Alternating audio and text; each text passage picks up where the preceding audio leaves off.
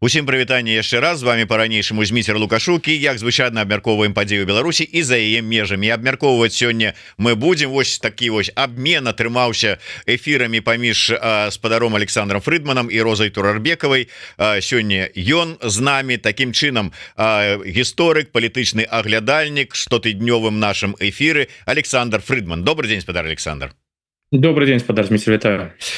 Ну что ж, давайте, может быть, спадар Александр, для пачатку нашай размовы звернемся да тэмы, якая працягвае быць актуальнай і надзённай. Гэта палітвязні, тэма вызвалення палітвязняў. Ну і безумоўна гэта ўсё на фоне недаўняга вялікага абмену, якім афіцыйна нібыта запісана, што і удзельнічала і Беларусь у тым ліку пазначана. Але шмат спрэчак працягваецца з той нагоды ўсё ж таки, ці маглі нейкім чынам ці дэмакратычныя сілы, ці заходні бок дамагчыся ініцыянаваць, каб у абмене былі прысутныя і беларускія палітвязні. Давайте вось, можа быть, аналіз ад самага пачатку. Ужо з'явіліся больш-менш такія падрабязныя пералік падзеяў, як это ўсе абмены рыхтаваліся, як там на сурвэтке у нейкім рэстаране пісалі спісы і гэтак далей. Так вось, ваше бачанне развіцця гэтай ўсёй абменнай сітуацыі. Ну, калі ж адразу пачаць з беларускіх палітвязняў і каб адказаць на ваше пытанне, думаю, што маглі з'явіцца яны ў гэтым спісе, калі былі зроблены адпаведныя крокі. Ну, гэтыя крокі зроблены відавочна не былі. Ну, а зараз я паспрабую патлумачыць чаму.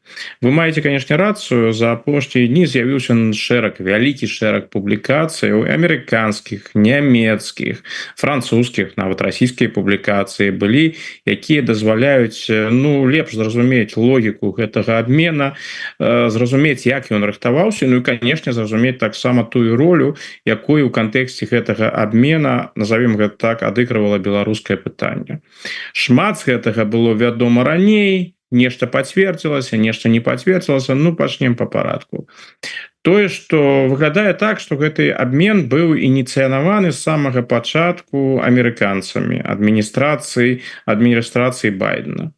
І галоўнай мэтай з пункту гледжання амерыканцаў у гэтым выпадку было вызваленне ўласных грамадзянаў.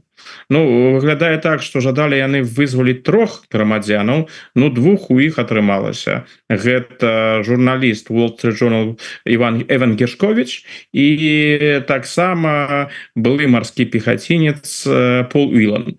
Яны, тым больш, што вось гэты кейс Уілана, ён нават быў куды больш складаны. Калі я не памыляюся, ён там з 19-го года нават знаходзіўся за кратамі ў Расійскай Федэрацыі. Расійская логіка, яна таксама цалкам відавочная. Расіі патрэбны быў Вадзім Красікаў, і вось высветлілася, што у гэтага чалавека нават такі сур'ёзны ранг у ФСБ, ён палкоўнік ФСБ, і каб яго выцягнуць, і Путін з ім таксама і знаёмы, як высветлілася, асабіста знаёмы, напэўна, нават добра знаёмы. Каб выцягнуць Красікава, Расія была гатовая пайсці на самыя розныя крокі. Трэці бок у гэтай ўсёй гісторыі з галоўных, там ёсць і іншыя, галоўны гэта Германія, бо гэтую сделку зрабіць, рэалізаваць без Германіі было немагчыма.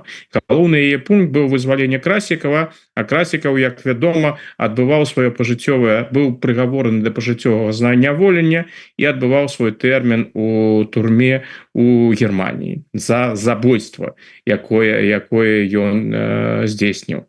Германія на гэта пагадзілася, прычым відавочна пагадзілася дзеля амерыканскай адміністрацыі, асабіста дзеля Байдена, бо калі гэта ўсё абмяркоўвалася, было яшчэ невідавочна, ці будзе Байден вылучацца, ці не будзе. Сёння, канешне, Байден ўжо паступова адыходзіць у гісторыю, гэта была свайго кшталту, калі нават назваць гэта трошки цынічна, інвестыцыя Берліну у перамогу на будучых амерыканскіх выбарах дэмакратаў, менавіта Камалы Харріс. Тут усё зразумела для еўрапейцаў і перш за ўсё для немцаў. Такі сцэнар, як Трамп у Белым доме, выбары Трампа, гэта вельмі дрэнны сцэнарый, і робіцца ўсё, каб гэты сцэнарый прадухіліць. Калі можна дапамагчы дэмакратам чымсьці, а вось мы бачым, як гэтае вызваленне, як гэты абмен, якую ён зараз зрабіўся сур'ёзнай тэмай у Злучаных Штатаў, як і Байден і Харрис спрабуюць набраць на гэтым дадатковыя пункты.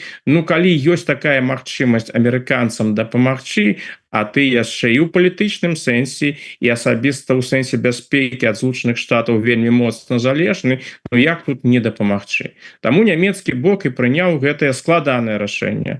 Яно вельмі спрэчнае рашэнне. Вось зараз працягваюцца гэтыя спрэчкі наконт вызвалення Красікава. Бо калі астатніх паглядзець, хто ў гэтым усім удзельнічаў, ну гэта агенты спецслужбаў альбо ўвогуле невядомыя асобы, пра якіх незразумела, якую ролю яны адыгрывалі, што яны на саму рэч зрабілі, што не зрабілі. Я маю на ўвазе таго же Рыка Крыгера, якога прыгаварылі ў Беларусі да смяротнага пакарання. У яго выпадку куды больш пытанняў, чым адказаў. Хто сапраўды гэты чалавек, што ён рабіў у Беларусі, што ён не рабіў у Беларусі. Ну, добра. Калі ўзяць усё ж таки Красікава, гэта вельмі праблематычны быў кейс для Германії. Вызваліць чалавека, прыгаворанага для пажыццёвага зняволення, з якога ў Расіі зробяць героя, які не будзе адбываць надалей сваё пакаранне. І тым самым фактычна вось Пуціна заахвоціць. Вось глядзі, гэты чалавек забіў, а забіў, такой высновы прыйшоў нямецкі суд, забіў па загаду з Масквы, такі прафесійны ці паўпрафесійны, так ці інакш, дзяржаўны расійскі кілер. І вось дзяржаўнага расійскага кілера выпускаюць. Германія прыняла такое рашэнне, але каб прадухіліць у будучыню з'яўленне вось такіх вось кейсаў, логіка нямецкая заключалася ў тым, трэба было пайсці на крокі, якія для Пуціна досыць балючыя і непрыемныя. Нямецкі бок сапраўды лічыць, што вызваленне расійскіх дысідэнтаў, і тут я паступова пераходжу да апошняй часткі ўсёй гэтай гісторыі, што вызваленне расійскіх дысідэнтаў гэта тое, што сапраўды для Владзіміра Пуціна балюча і непрыемна. Канешне, там былі не толькі расійскія дысідэнты, там таксама былі і грамадзяне Германіі. І тут трэба разумець, сярод тых, хто вярнуўся з Расіі, тут трэба зразумець для амерыканцаў і для немцаў уласныя інтарэсы, яны заўсёды стаяць, гэта галоўнае. Калі Ілья Яшин альбо Владзімір Карамурза падкрэсліваюць вось гэты момант дэмакратычнай каштоўнасці і дапамогу Германіі, гэта слушна. Але гэта не галоўная была мэта. Пайшоў нямецкі бок і амерыканскі бок, яны пайшлі на гэты абмен з Расіяй не дзеля таго, каб выйшлі на волю Карамурза, Яшин і іх паплечнікі. Яны пайшлі на гэты абмен перш за ўсё, каб выцягнуць сваіх грамадзянаў, з нямецкага боку, каб дапамагчы яшчэ дадаткова і амерыканцам, і зноў жа з нямецкага боку, каб зрабіць Расіі балюча, каб Пуцін зразумеў, што ў будучым так проста сваіх людзей ты не выцягнеш. Так што задумайся, ці жадаеш ты рабіць яшчэ падобныя акцыі, як гэта было з Красікавым, засылаць сваіх людзей. Не думаю, што гэта паўплывае моцна на Пуціна, но вось нямецкая логіка прыкладна такая. Яшчэ вось гэты момант звязаны з расійскімі палітвязнямі. Я паступова падыходжу да беларускіх палітвязняў. Што тычыцца расійскіх палітвязняў, канцлеру Шольцу трэба патлумачыць нямецкай грамадскасці, чаму вызваляюць забойцу.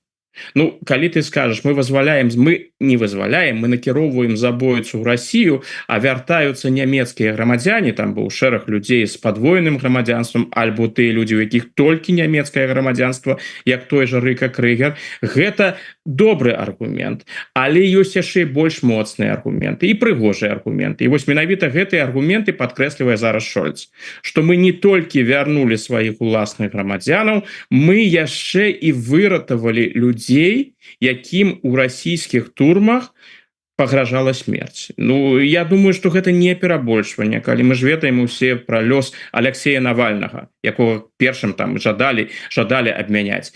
В прынцыпе, і Яшин, і Карамурза, і іншыя, яны сёння знаходзяцца на месцы Алексея Навальнага.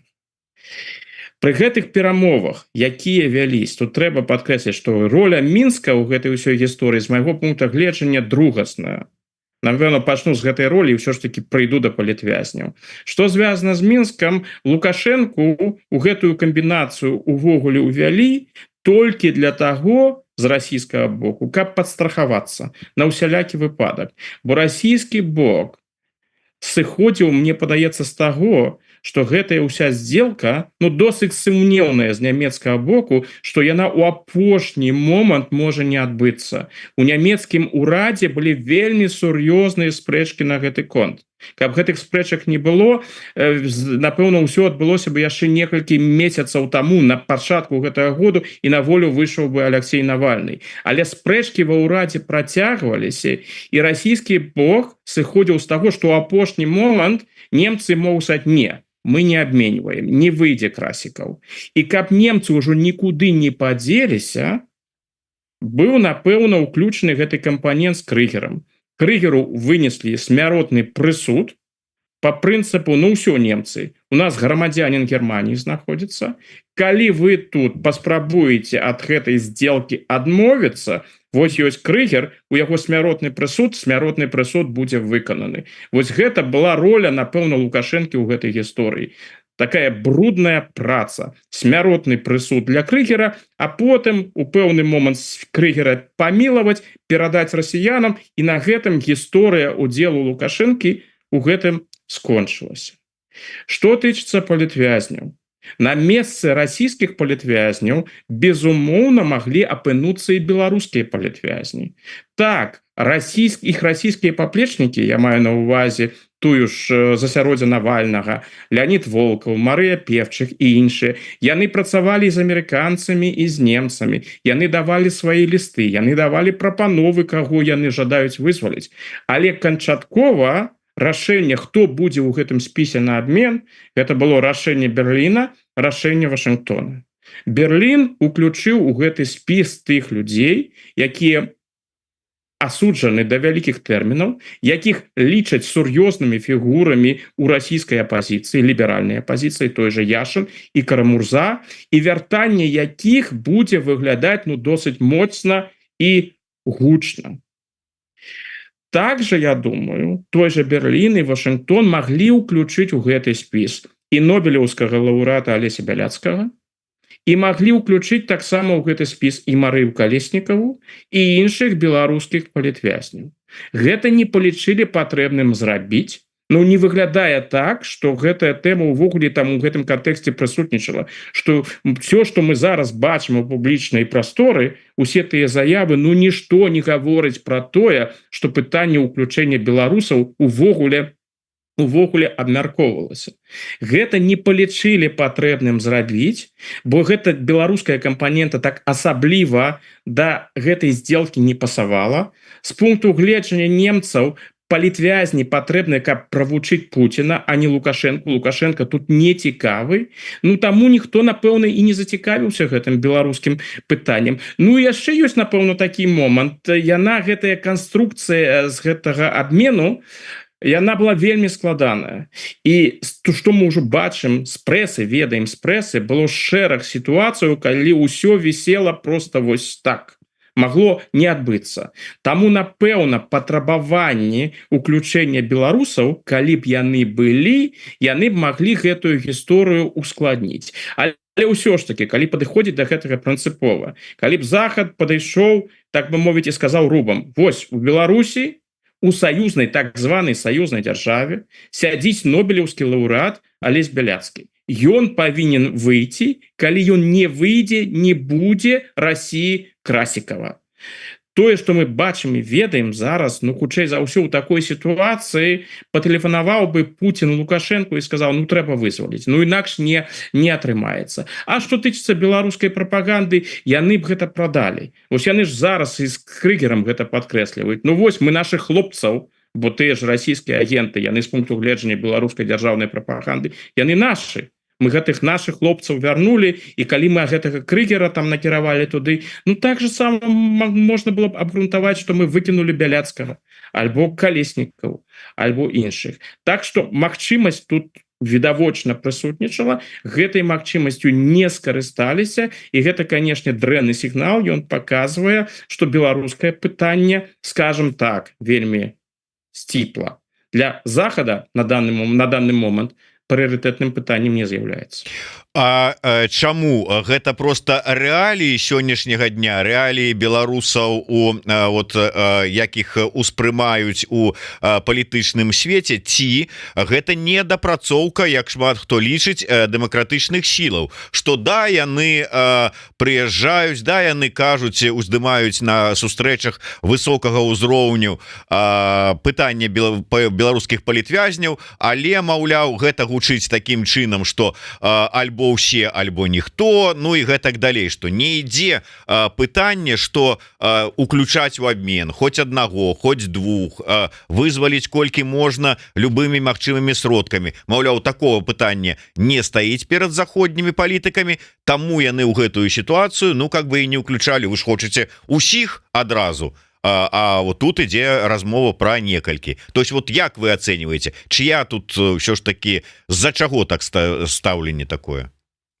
Конечно, пасля гэтага абмену з'явілася крытыка, і мы ж пачулі ад Латушкі, і ад Вячоркі, і ад Ціхановскай, мы пачулі тое, што ім казаць было відавочна непрыемна, але вось так, напэўна, выглядае праўда, што з імі ніхто не раіўся ў гэтым кантэксце. Гэта заходні праект, гэта вырашалася паміж Масквой, Берлінам і Вашынгтонам. Яны не былі баком перамоваў, і іх ніхто да гэтага не падключаў. Тое, што беларускія палітвязні ёсць і што яны знаходзяцца ў жахлівых умовах, гэта на захадзе выдатна ведаюць і без Латушкі, і без Ціхановскай. Маніторинг, ён жа вядзецца. Тут жа нічога тут новага ў гэтым няма.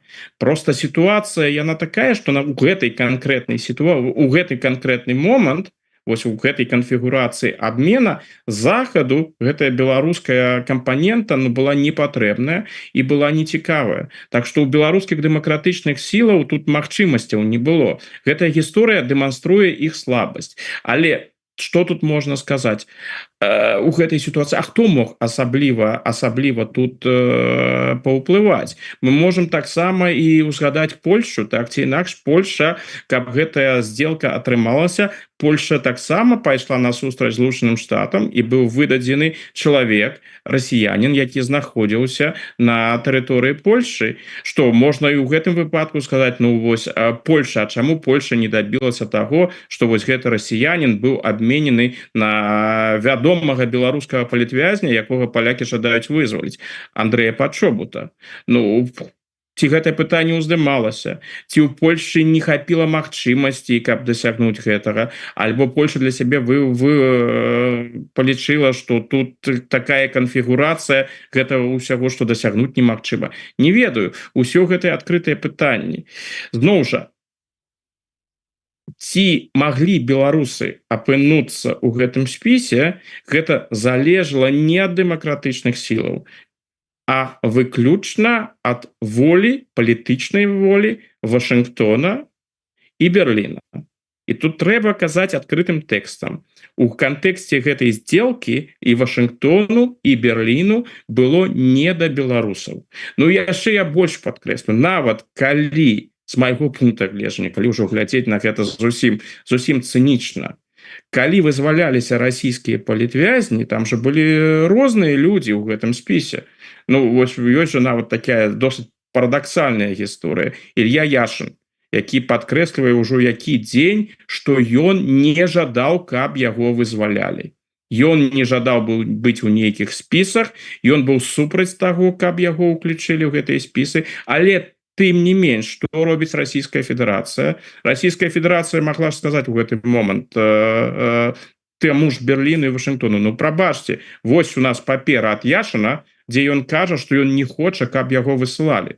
Усё, давайте нешта мяняць у гэтым спісе. Не, Расія гэтага не зрабіла, бо Расія сыходзіла з таго, што захаду патрэбен Яшын. І калі ў гэтым спісе не будзе Яшына, дык і здзелка не адбудзецца. Таму яны Яшына і выкінулі, і не замянілі, напрыклад, Яшына на таго ж муніцыпальнага дэпутата Горынава, які знаходзіцца, як Яшын сам падкрэсліваў, у вельмі чалавек у сталым узросце і вельмі дрэнны стан здароўя. Не, Захад быў зацікаўлены ў тым, каб выйшлі на волю сур'ёзныя фігуры, вядомыя фігуры, тыя людзі, якіх лічаць лідарамі расійскай дэмакратычнай апазіцыі. Так што тут гаворка же не ішла пра шэраговых вязняў. Канешне, калі паглядзець на гэты спіс, там розныя людзі. Ёсць вельмі вядомыя людзі, ёсць менш вядомыя, але ж цэнтральныя фігуры сярод расійскіх дысідэнтаў гэта відавочна Владзімир Карамурза і Ілья Яшин. І ў Маскве ведалі, што калі гэтых людзей не будзе ў спісе, калі Расія іх не вызваліць, дык сделка не адбудзецца. Так што ўсё залежала ў гэтым сэнсе ад захаду. Ну а паўплываць, не паўплываць, я не бачу тут сур'ёзных магчымасцяў. Перш за ўсё уласныя інтарэсы і уласныя разлікі. Ну і вось мы працягнем эту тэму з беларускім кантэкстам яшчэ, але вот я хочу вярнуцца ўсё ж таки да расійскага, таму што ну мяне уласна кажучы даволі моцна уразіла прэс-канферэнцыя вось гэтых моцных і выбітных расійскіх палітыкаў Яшина, Карамурзы і Піваварова, якія не паспелі выйсці, як першае, што яны заявілі, што трэба дамагацца адмены санкцыяў заходніх супраць России, бо гэтыя санкции бьют найперш по россиянах, а россияне, они же вот как бы вот не такие, как вы думаете. Это Путин во всем виноваты, это Путин и 400 тысяч его аватаров там во Украине зараз забивают украинцев, а не россияне, и тому трэба санкции адмяняць. А потым на наступны день пайшло и того далей. Мне падаецца нават Илья Азар, які браў, калі я не памыляюся, гэта інтэрв'ю, крыху прыфігеў, пачуўшы ад Піваварова, што ён супраць таго, каб расіяне падтрымлівалі ВСУ, там данацілі, там ці яшчэ што-небудзь на гэта. І як цікава мне рэакцыя на захадзе вось адразу такіх заяваў ад гэтых вось уплывовых расійскіх ліберальных палітыкаў.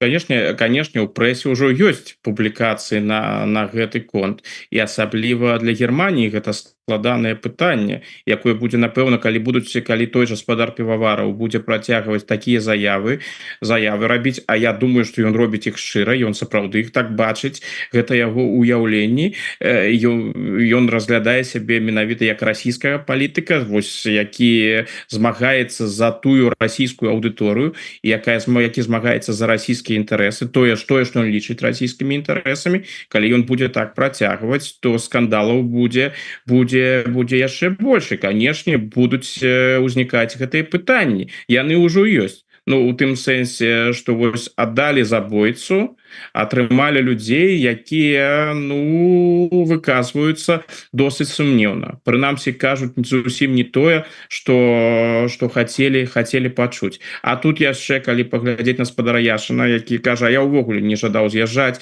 і у мяне была першая думка пра тое, калі я патрапіў у Германію, узяць квіток і вярнуцца нейкім чынам у Расію. То бок гэтае пытанне нямецкі абыватель, які цікавіцца палітыкай, ён будзе яшчэ шмат разоў задаваць. Ну вось мы з-за гэтых людзей мы аддалі забойцу, а чаму яны паводзяць сябе такім чынам? Для амерыканскага боку гэта асабліва нецікавае пытанне. Для амерыканцаў было галоўнае сваіх грамадзянаў вярнуць. І у пэўны разлік у Байдена таксама ён і прысутнічаў, паколькі Wall Street Journal гэта уплывовае выданне. Вярнуць журналіста гэтага выдання, ну гэта дае пэўныя шансы на сімпатыю, альбо прынамсі на нейтральнае, альбо нават на пазітыўнае асвяшчэнне прадвыбарчай кампаніі ў Злучаных Штатах. Так што там разлік прысутнічае. Калі звярнуцца ізноў жа да нямецкай праблематыкі, то тут жа было вельмі нават цікава у чацвер. Яны вярнуліся так, у чацвер прыляцеў самалёт, Шольц сустракаў асабіста іх у аэрапарту Кёльн-Бон, перад тым як яны з'явіліся ў Германії, перад тым як прыляцеў самалёт і он выйшаў да прэсы, там былі добрыя прыгожыя словы, таксама словы про тое, што Германія будзе працягваць змагацца за палітвязняў і ў России, у Беларусі. Ну гэта прыгожыя словы, гэта заўсёды добра. А потым было абвешчана, што вось зараз усе чакаюць, зараз яны прыляцяць і Шольц будзе іх сустракаць, а пасля гэтага Шольц яшчэ раз выйдзе да прэсы. Ну меркавалася, напэўна, што ён выйдзе не адзін, напэўна, з Яшыным і з Карамурзой, хутчэй за ўсё. Нічога не адбылося. Все, ён больш не выйшаў да прэсы, там быў нейкі твіт з яго боку і ніякіх сумесных фатаграфій, фотаздымкаў Шольца і расійскіх дысідэнтаў не было. Напэўна, не было таму, што тое, што мы пачулі падчас прэс-канферэнцыі, яны яму ўжо, мабыць, сцісла агучылі, калі ён з імі сустрэўся. Ну, давайте себе гэта уявім. Вось канцлер іх сустракае, Германія пасадзейнічала вызваленню, і потым ідзе там нейка, яны выходзяць да прэсы, і Яшын адразу заяўляе прэсе: ну, прабачце, я ўвогуле хачу ізноў жа вярнуцца ў Россию. Тут узнікла куды больш пытанняў, чым адказаў. Таму гэтага не адбылося. Я думаю, што гэтых праблемаў будзе яшчэ больш. І тут ёсць праблема у праекцыі. Справа ў тым, што на Захадзе вельмі часта гэта хранічная праблема, хранічнае захворванне, я б нават сказаў. Свае уласныя уяўленні пра каштоўнасці і гэтак далей, іх праекцыі пераносіць на іншых. Вось у гэтым перанеслі на расійскіх лібералаў, чакаючы, што вось яны выйдуць і яны скажуць менавіта тое, што ад іх чакаюць. Бо гэта ж людзі, у якіх і ў нас, і ў іх агульныя каштоўнасці. Ну, як любяць казаць, не ўсё так адназначна.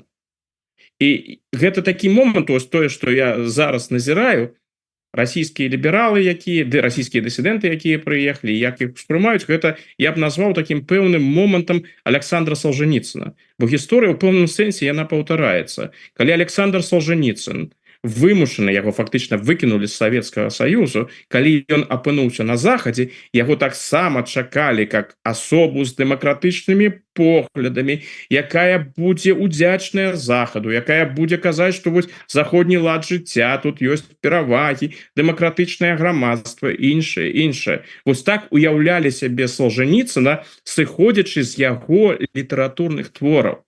Праблема ў тым, што Александр Солженіцын ніколі не быў прыхільнікам заходняй дэмакратыі, і ён ніколі гэта не хаваў сваіх поглядаў. Ён вельмі жорстка крытыкаваў і Захад. У яго не было дэмакратычных поглядаў, ён быў сапраўдным рускім нацыяналістам, фактычна шавіністам. І вось гэтыя погляды, калі заходняя грамадскасць гэта пачула, ну гэта быў таксама пэўны шок і пытанне. І вось за гэтага чалавека мы змагаліся, за яго вызваленне, мы лічылі яго героем. Ну, рэчаіснасць, яна больш складаная. Александр Солженіцын выдатны пісьменнік, выбітны, безумоўна, выбітны літаратар. І што тычыцца гэтай прозы пра ГУЛАГ, тое, што ён зрабіў, як літаратар, гэта выбітны персанаж, безумоўна. Што тычыцца яго палітычных поглядаў і яго каштоўнасцяў, ну, скажем так, іх дэмакратычнымі назваць было цяжка. Ну, вось зараз адбываецца нешта ў такім накірунку. Я думаю, што нас чакаюць яшчэ шмат чаго цікавага ад расійскіх лібералаў. Ну да, і можа гэта ўсё ж таки дасць ім зразумець, я маю на ўвазе заходняму грамадству і заходнім палітыкам, што ўсё ж таки трэба пазбаўляцца гэтага нейкага, я не ведаю, там некае перакланення перад расійскай і типа там великай культурай і вот гэтымі палітыкамі уплывовымі, якія, дарэчы, іх маглі забіць. Ну, выбачайце, і у беларускіх турмах забіваюць таксама, дакладней не таксама, а найперш забіваюць, чым у расійскіх, і сядзяць у значна горшых умовах палітвязні, чым у расійскіх. У іх, прынамсі, як у Карамурзы, у Яшына, у камеры інтэрнэта не было. І яны адтуль там свае нейкія там запіскі і разважанні не перасылалі на волю, каб там іх маглі друкаваць. Але, ладно, я хацеў бы ўсё ж таки вярнуцца да тэмы дэмакратычных сілаў беларускіх і магчымасці іх усё ж таки уплываць на вось гэтую абменную сітуацыю. Як вы лічыце, вот все ж таки падыходы захада, бачанне захада могуць змяніцца, калі і дэмакратычныя сілы памяняюць сваю тактыку? Вот я казаў, калі яны пачнуць больш гаварыць пра неабходнасць вызвалення праз абмен, хай по одному, по два, а не вот так вот альбо ўсіх, альбо нікога. Вот на конференции «Новая Беларусь» той же самый Ягоров агучыў такую тезу, что трэба праз там пэўнае прызнанне легітымнасці Лукашэнкі, але вот калі за кошт гэтага атрымаецца выцягнуць кагосьці з турмы, то ісці на гэта. Вот як вы думаете, такія змены падыходаў яны паспрыяюць і вызваленню палітвязняў і змены пазіцыі захада ў дачыненні вось да беларускага пытання? Мне такая позиция, она падаецца досыць ідэалістычнай, бо галоўная ідэя, якая ў іх закладзена, што захад толькі і ўсё і робіць, каб вызваліць беларускіх палізняволеных альбо расійскіх палізняволеных. Вось канцлер Шольц, калі я зноў вярнуся да яго, ён жа што сказаў: мы будзем за іх змагацца. А што значыць змагацца? Ну, змагацца, тут ёсць розныя формы змагання. Калі я, напрыклад, пишу там раз у год альбо там раз у месяц нейкі твіт, што я патрабую вызвалення палітзняволеных у Беларусі, альбо нямецкі МЗС скажем, мы патрабуем ад Лукашэнкі, каб ён тэрмінова ўсіх вызваліў. Ну, можна сказаць, што гэта таксама змаганне за палітвязняў. А да чаго гэта прыводзіць? Ну, ні да чаго гэта не прыводзіць.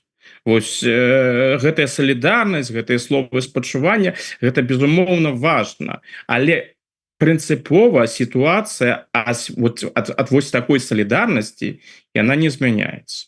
Калі мы тут будзем разважаць пра лукашэнкаўскую легітымнасць, першае пытанне, наколькі яна Лукашэнку патрэбная, чаму мы так упэўнены, што Лукашэнкі так патрэбны заходнія амбасадары у Беларусі?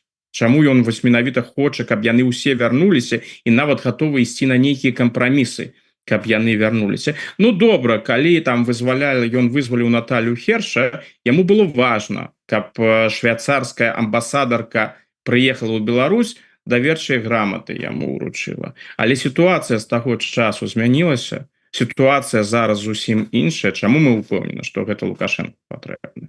Ну і па-другое, а ўласныя інтарэсы заходніх краінаў? Канешне, з аднаго боку, калі гаворка ідзе пра вызваленне палітвязняў, усе заходнія краіны будуць вітаць гэтае вызваленне. Пытанне ў тым, што яны гатовыя зрабіць дзеля канкрэтных беларускіх палітвязняў. Ну, вось давайте з нямецкага боку на гэта паглядзім. Мы бачылі апошнімі днямі, што беларускія ўлады рабілі з нямецкім грамадзянінам. Я тут не буду кранаць усю гэтую гісторыю. Там, як я ўжо казаў, куды больш пытанняў. Як ён з'явіўся ў Беларусі, што ён сапраўды рабіў у Беларусі, да чаго ён, у чым ён удзельнічаў, у чым ён не удзельнічаў. Ён, дарэчы, наколькі я разумею, зараз знаходзіцца у ваенным шпіталі Бундесвера у Кобленцы, і, напэўна, з усіх тых людзей, якія зараз вярнуліся падчас гэтага абмену, ён менавіта той, хто якому асабліва патрэбна медыцынская дапамога, ну і, напэўна, псіхіятрычна-псіхалагічная дапамога і так далей. Дык вось, з нямецкага боку, калі пабачыць, што з ім рабілі, гэты здзек з асобы, гэтыя відэа, якія яны паказвалі, і гэты фільм, які яны выпусцілі, і потым гэтыя відэа, дзе яму абвяшчаюць, што Лукашэнка яго памілаваў. Потым уся гэтая антынемецкая кампанія, якая ідзе ў беларускіх медыа, гэтыя бясконцыя параўнанні Шольца з Гітлерам і іншае. Дык што, на гэтым фоне Германіі трэба заплюшыць на гэта вочы, на ўсё, што адбылося, і сказаць: а мы вяртаем амбасадара. Ну, ніхто не будзе гэта рабіць, бо уласныя інтарэсы – гэта уласныя інтарэсы. Беларусі можа пашанцаваць, дэмакратычнай Беларусі можа пашанцаваць, калі інтарэсы дэмакратычных сілаў будуць супадаць з інтарэсамі заходніх краінаў. раз пораз яны супадаюць, але яны супадаюць далёка не заўсёды. Я думаю, што нам трэба пазбавіцца ад гэтай ілюзій пра тое, што вось ёсць добры захад, які нам абавязкова дапаможа, які вырашыць за нас усе пытанні, прынамсі будзе спрыяць вырашэнню гэтых пытанняў. Ёсць такая суровая рэчаіснасць. І гэты абмен, які мы бачылі, ён гэта прадэманстраваў. Захад для захада пытанне Беларусі і ўсё звязанае з беларускім кантэкстам на дадзены момант пытанне сугуба перыферыйнае. Ну і на завяршэнне гэтай тэмы Хрыста Грозеў выказаў перакананне, што хай можа быць ужо там не заўтра, паслязаўтра, але ў пэўным сэнсе бліжэйшым часам магчымы такія вось абмены, працяг такіх абменаў. Вы ў сябе у тэлеграм-канале, дарэчы, карыстаючыся нагодай, нагадываю ўсім, хто гэтага не зрабіў, падпісвацца на тэлеграм-канал спадара Александра Фрыдмана, але калі для вас гэта бяспечна, небяспечна, чытайце без подписки. Ну и уже карыстаючыся момантам, подписывайтесь на YouTube канал Еврорады, расширвайте, ставьте свои подобаечки, натискайте на звоночек, пишите комментары, калі для вас гэта бяспечна. Так вось, вы написали, что судячы по реакции як палітыкаў, як мінімум Германии, так і пэўнай часткі нямецкага грамадства, ну как бы ёсць сумневы, что Германия захоча вельмі актыўна удзельнічаць у наступных таких падобных обменаў. Так ўсё ж таки, кому больш верыць, вашай ацэнцы ці Хрыста Грозеву? Ну гэта ўжо кожны вырашае сам. Но я б тут больш дыферэнцавана на гэтую гісторыю паглядзеў. Калі казаць пра нейкі абмен, я не думаю, што будуць маштабныя абмены бліжэйшым часам, но розныя абмены агентаў і шпіёнаў гэта нармальная практыка. Шпіёнаў будуць затрымліваць, агентаў будуць засылаць, таму раз пораз гэтыя абмены яны сапраўды будуць адбывацца. Сітуацыя будзе змяняцца, яна ж дынамічная. Мы не ведаем, колькі яшчэ амерыканцаў альбо грамадзянаў Германії бліжэйшым часам апынуцца ў Расіі альбо ў Беларусі за кратамі. То бок для Пуціна гэта ў пэўным сэнсе досыць паспяховая гісторыя. І ў тым сэнсе і для Лукашэнкі таксама. На захадзе, ну гэта ў дэмакратычных умовах немагчыма просто схапіць чалавека, абвесціць яго там нейкім забойцам, тэрарыстам і іншае, і сказаць: вось, гэта ваш грамадзянін, і мы яго зараз расстраляем, а калі вы там не памяняеце гэтага чалавека на кагосьці іншага. У Пуціна і Лукашэнкі такіх праблем няма. Бо калі паглядзець на гісторыю тых жа грамадзянаў Германії, якія былі абменены, там былі людзі, якія з палітыкай нічога супольнага не маюць. Напрыклад, затрыманы ў Санкт-Петербургу грамадзянин Германії, там што яго знайшлі, нейкія канфеткі з марыхуанай, нешта такое, прынамсі, ну не ведаю, ці знайшлі ўвогуле, ну скажем так, дробязь фактычна была знойдзена, і яго затрымалі, крымінальная справа з усім, што там магчыма прыдумалі, вось, і распрацавалі. Так што такія рэчы магчымыя. Іншае пытанне, гэта вось гэтая тая канструкцыя, якая была зараз. Крымінальнік, забойца, якога мяняюць на палітзняволеных.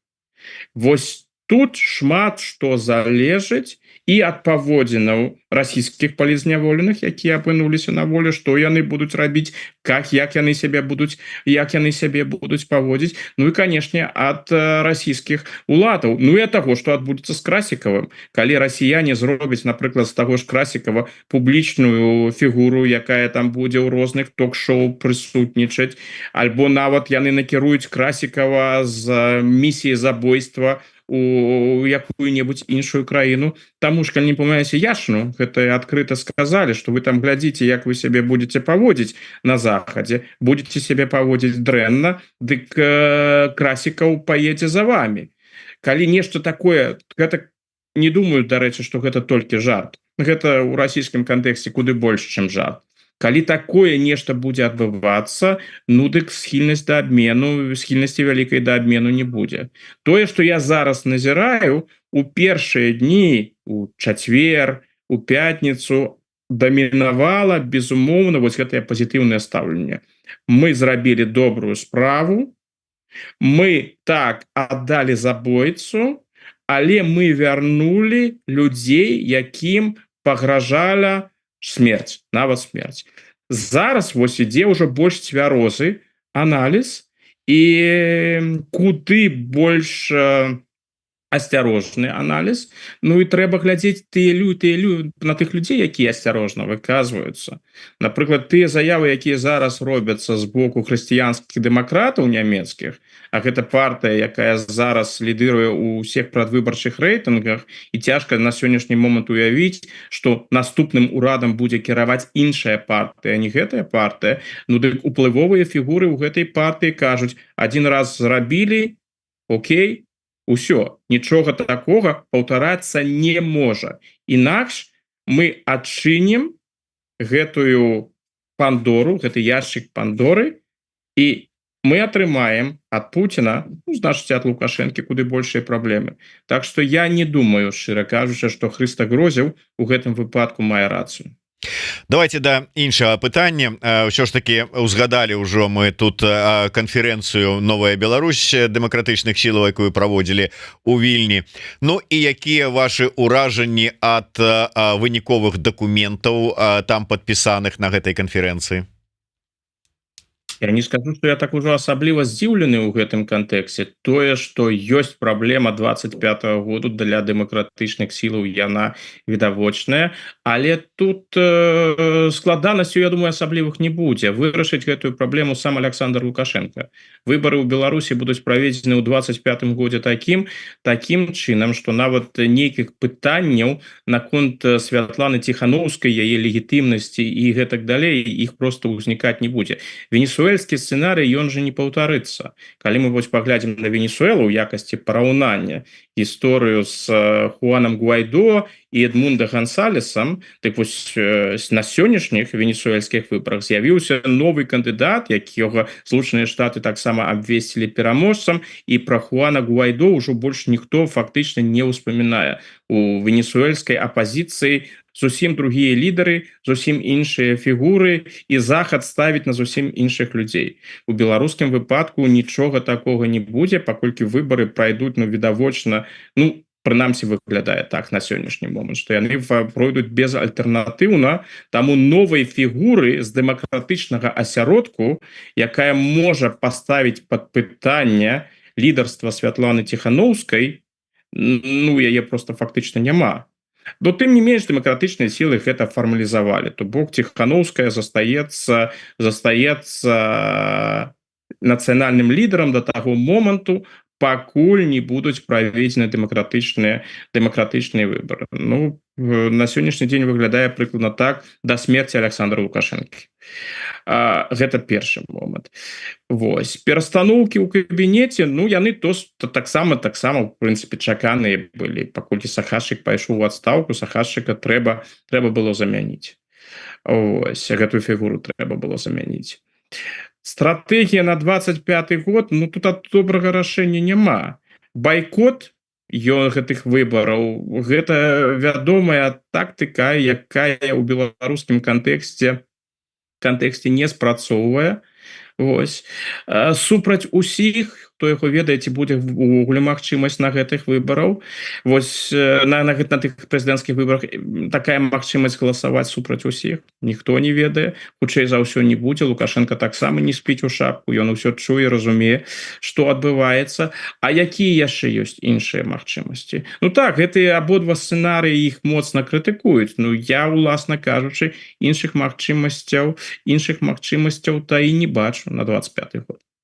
Ну, можа быть, тут можна спрачацца. Мне таксама ёсць свой погляд наконт 25-го года і магчымасцяў дэмакратычных сілаў нейкім чынам рэальна паўплываць на сітуацыю унутры краіны, але пакінем гэта для іншага раза. Мяне ўсё ж таки вот ваше меркаванне цікавіць. Шмат, ну, скажем так, эмоцый выклікаў гэты протакол, у адпаведнасці з якім вось вы нагадалі, што нацыянальны лідар да смерці смерти Лукашэнкі, вот пажыццёвы нацыянальны лідар. Ну і каменты, маўляў, таго, што будуюць сістэму, робяць з Ціхановскай Лукашэнку на мінімалках, там альбо будуюць сістэму такую ж самую, як у Лукашэнкі, фактычна 2.0 і гэтак далей. Ось вам як бачыцца уся гэтая сітуацыя, пачынаючы ад вот такого прызначэння пажыццёвага нацыянальным лідарам, і другое, вот это подпісанае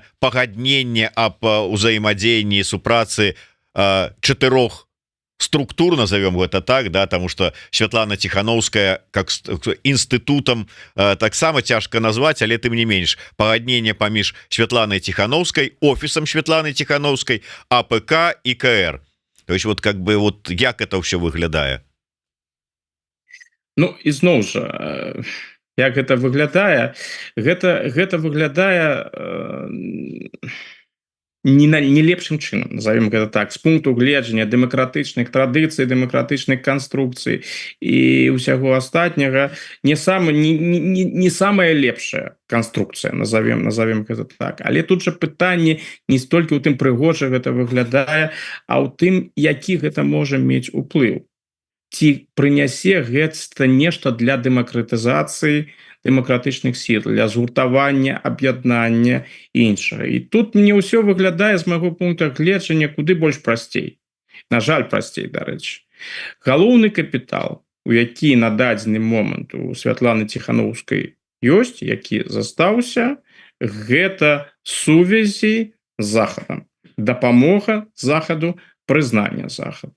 Як мы ведаем, і тут я таксама не адкрою Амерыку, гэты уплыў, ён вельмі абмежаваны. Але ён ёсць. Так што па дадзенай сённяшняй сітуацыі, калі гэты уплыў застанецца, тады і дэмакратычныя сілы, і розныя структуры дэмакратычнага руху змогуць працягваць сваю працу, бо ў іх будзе падтрымка. Калі гэтага падтрымкі не будзе, калі Захад ад Тихановскай адвярнецца, ну, тады будзе ўсё зусім дрэнна. Зараз дэмакратычныя сілы імкнуцца праставіць Тихановскую вось на доўгатэрміновай перспектыве адзіным прадстаўніком беларускіх дэмакратычных сілаў. І гэта, канешне, перш за ўсё арыентавана не на беларускую аўдыторыю, а на заходнюю аўдыторыю і на заходніх палітыкаў, каб яны ведалі, вось ёсць Тихановская, гэта адзіны прадстаўнік дэмакратычных сілаў. Жадаеце нейкім чынам працаваць з дэмакратычнай Беларусю, будзеце працаваць з Тихановскай. У беларускім кантэксце сярод дэмакратычных сілаў ёсць розныя фігуры, якія жадаюць займацца палітыкай. Бачна, што ёсць людзі з палітычнымі амбіцыямі. Но зараз умовы для гэтых людзей вельмі неспрыяльныя, бо рэальных магчымасцяў прыйсці на месца Тихановскай, прапанаваць сябе замест Тихановскай, гэта немагчыма. Гэта просто немагчыма, бо той капітал, які ёсць у Тихановскай, і тая легітымнасць, якую Тихановская атрымала ў 2020 годзе, просто у іншых беларускіх палітыкаў яе няма, і яе ў бліжэйшай перспектыве не будзе. Так што Тихановская і яе атачэнне, яны зрабілі такую канфігурацыю, сыходзячы з пазіцыі сілы. Вось мы у беларускай дэмакратычнай супольнасці, мы тут галоўныя, мы тут самыя моцныя, і вы усе астатнія, які ў беларускім палітычным жыцці прысутнічаеце, у вас ёсць выбор. Альбо вы робіцеся часткай вось таго праекту Святлана Тихановская, альбо вас просто чакае маргінальнае, абсалютна маргіналізаванае палітычнае жыццё без аніякай падтрымкі. Гэта сурова, але вось так робіцца палітыка. Ну да, але ну можа быть для Захада вот яны даюць нейкі такі, і Захад гэта умоўна кажучы прыме, а тое што гэта вельмі скептычна, крытычна, калі не сказаць больш, успрымаюць шмат хто з беларусаў як за межамі Беларусі ў дыаспары, так і у самой Беларусі, гэта как бы не прымаецца да ўвагі? Думаю, прымаецца, але ж тут уж трэба ўзважваць, А што галоўнае на дадзены момант. На дадзены момант з пункту гледжання дэмакратычных сілаў ізноў жа галоўны капітал, ну, фактычна адзіны сур'ёзны капітал, які застаўся, гэта заходняя падтрымка. Бо калі гэтая заходняя падтрымка знікне, усё будзе тады вельмі хутка і вельмі дрэнна. Так што у гэтым сэнсе просто вылучаюцца прыярытэты.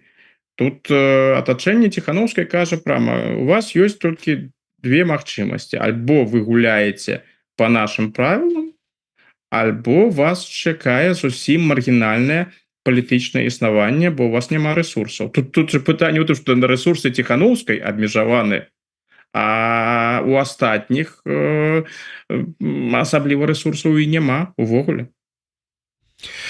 Дякую вялікі. На жаль, трэба завяршаць нашу размову, але мы працягнем гэта абмеркаванне. Палітолог Мажэйка будзе у нас у эфіры, так што працягнем з Вадзімам гэтую тэму, тым больш што ён прэзентаваў платформу 2025 на канферэнцыі Новая Беларусь. Ну вот распытаем у яго, як яна, гэтая платформа, дапаможа беларусам перамагчы рэжымы, дамагчыся зменаў у Беларусі. А я развітваюся са спадаром Александром Фрыдманам. Яшчэ раз раю ўсім подписываться на яго телеграм-канал і на YouTube канал Еўрарада, тому что спадар Александр неўзабаве вернется пасля, я так думаю, кароткага адпачынку, а можа ўжо, глядзіш, на наступным тыдні нешта прыдумаем, ну ці ўсё адно бліжэйшым часам.